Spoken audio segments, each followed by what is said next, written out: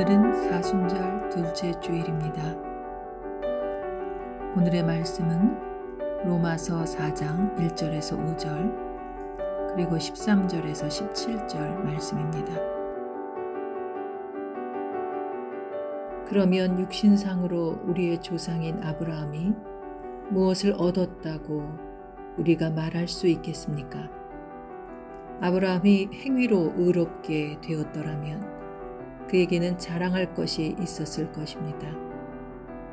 그러나 하나님 앞에서는 자랑할 것이 없습니다. 성경이 무엇이라고 말합니까? 아브라함이 하나님을 믿으니 하나님께서 그를 의롭다고 여기셨다 하였습니다. 일을 하는 사람에게는 품삯을 은혜로 주는 것으로 치지 않고 당연한 보수로 주는 것으로 생각합니다. 그러나 경건하지 못한 사람을 의롭다고 하시는 분을 믿는 사람은 비록 아무 공로가 없어도 그의 믿음이 의롭다고 인정을 받습니다. 아브라함이나 그 자손에게 주신 하나님의 약속, 곧 그들이 세상을 물려받을 상속자가 되리라는 것은 율법으로 말미암은 것이 아니라 믿음의 의로 말미암은 것입니다.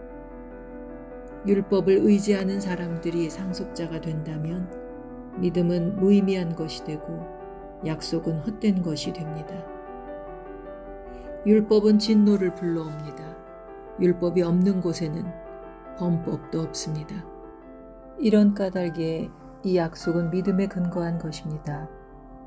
그것은 하나님께서 아브라함에게 이 약속을 은혜로 주셔서 이것을 그의 모든 후손에게도 곧 율법으로 사는 사람에게만이 아니라 아브라함이 지닌 믿음으로 사는 사람에게도 보장하시려는 것입니다. 아브라함은 우리 모두의 조상입니다. 이것은 성경에 기록된 대로 내가 너를 많은 민족의 조상으로 세웠다 함과 같습니다.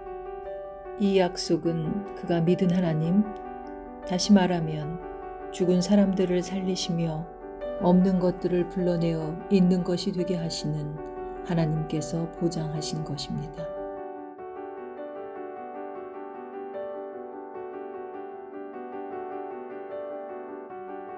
일을 하는 사람에게는 품삯을 은혜로 주는 것으로 치지 않고 당연한 보수로 주는 것으로 생각합니다.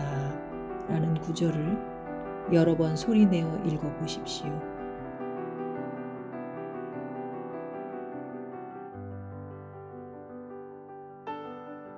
어떤 마음이 떠오릅니까?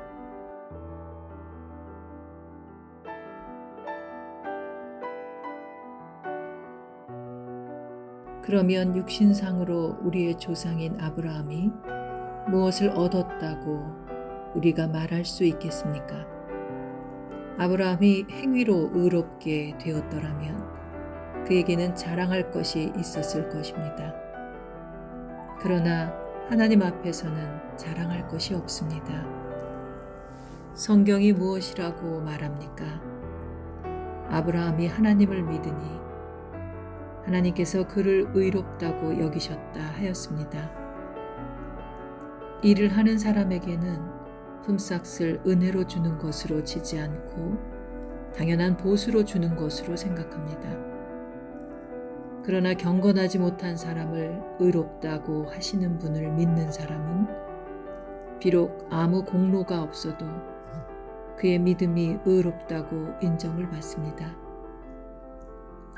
아브라함이나 그 자손에게 주신 하나님의 약속, 곧 그들이 세상을 물려받을 상속자가 되리라는 것은 율법으로 말미암은 것이 아니라 믿음의 의로 말미암은 것입니다. 율법을 의지하는 사람들이 상속자가 된다면 믿음은 무의미한 것이 되고 약속은 헛된 것이 됩니다. 율법은 진노를 불러옵니다. 율법이 없는 곳에는 범법도 없습니다. 이런 까닭에 이 약속은 믿음에 근거한 것입니다. 그것은 하나님께서 아브라함에게 이 약속을 은혜로 주셔서 이것을 그의 모든 후손에게도 곧 율법으로 사는 사람에게만이 아니라 아브라함이 지닌 믿음으로 사는 사람에게도 보장하시려는 것입니다. 아브라함은 우리 모두의 조상입니다. 이것은 성경에 기록된 대로 내가 너를 많은 민족의 조상으로 세웠다 함과 같습니다. 이 약속은 그가 믿은 하나님, 다시 말하면 죽은 사람들을 살리시며 없는 것들을 불러내어 있는 것이 되게 하시는 하나님께서 보장하신 것입니다.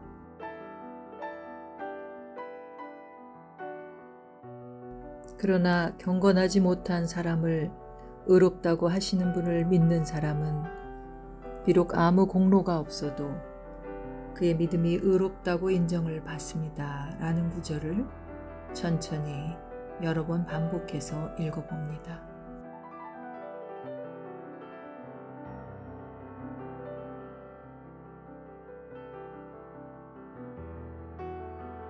어떤 마음이 떠오릅니까?